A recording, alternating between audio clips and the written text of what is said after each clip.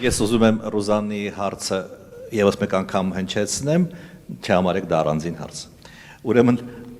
խոսքը Նավասարդ Սրբազանի մասին է։ Նա մեղադրվում էր մինչև 18 թվականը տարբեր զանցանքներում, տարբեր խոտոր ճանապարհով գնալու,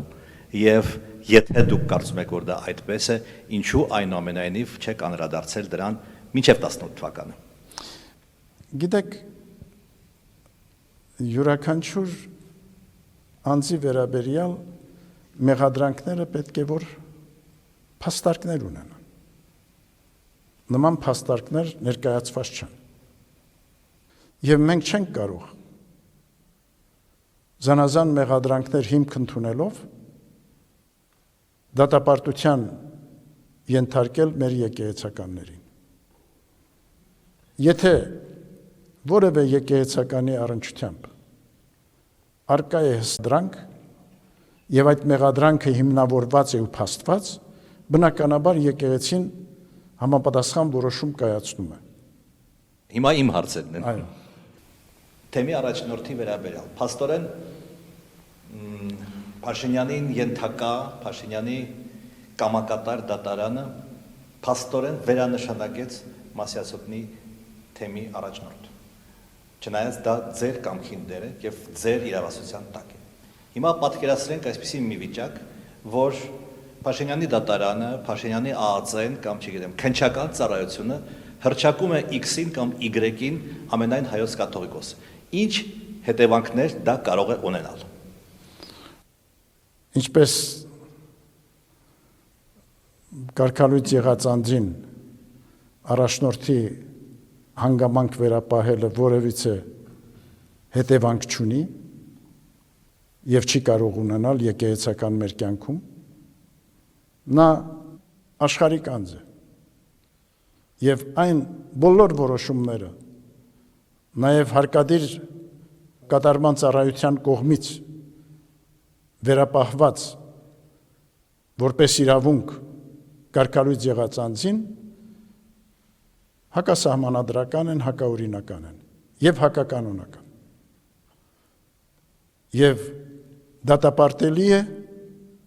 որ իշխանությունները իրենց նման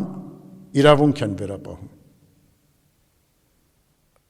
Շարունակությունը ձեր հարցի։ Շարունակությունն այն էր, եթե ԱԱԾ-ն որոշի, որ ամենայն կաթողիկոսը X-ն է։ Ինչ է կանը։ Ինքնակոչ անձ պիտի լինի։ Նա կլինի այդ հանգամանքի մեջ անձ այն մարդու համար, ով այդպիսի որոշում է կայացրել եւ մեր ժողովրդի կողմից բնականաբար այդ ընկալումը չի ունենա այդ անձը։ Երկրորդ հարցը ավելի ընդհանրական է, հիմա նախընտրական վիճակ է եւ ընտանիքներում, աշխատանքային կոլեկտիվներում, անկերական շրջապատում շատ մեծ լարվածություն կա, վերացվածություն կա մարդկանց միջև, այսինքն մեկը մեկի կողմից է, մյուսը մյուսի կողմից է եւ ես ենթադրում եմ, որ անկախ ընտրությունների արդյունքներից հունիսի 7-ից հետո այդ լարվածությունը պահպանվելու է։ Ինչ պետք է անի հոգեվորական դասը, որպեսզի այդ լարվածությունը մեղմվի։ Եկեղեցին շարունակելու է անշեղորեն իրականացնել իր հոգևոր առաքելությունը եւ մեր ժողովրդի զավակած նկատմամբ իրականացնելու է քարոզչությունը, որպեսզի լինեն սիրով, միաբան, համերաշխ եւ իրենց ջանքերը իգործ տնեն մեր հայրենիքի եւ մեր ժողովրդի արչեւ ծառացած դժվարին հարցերի եւ խնդիրների կարգավորմանն ի նպաստ։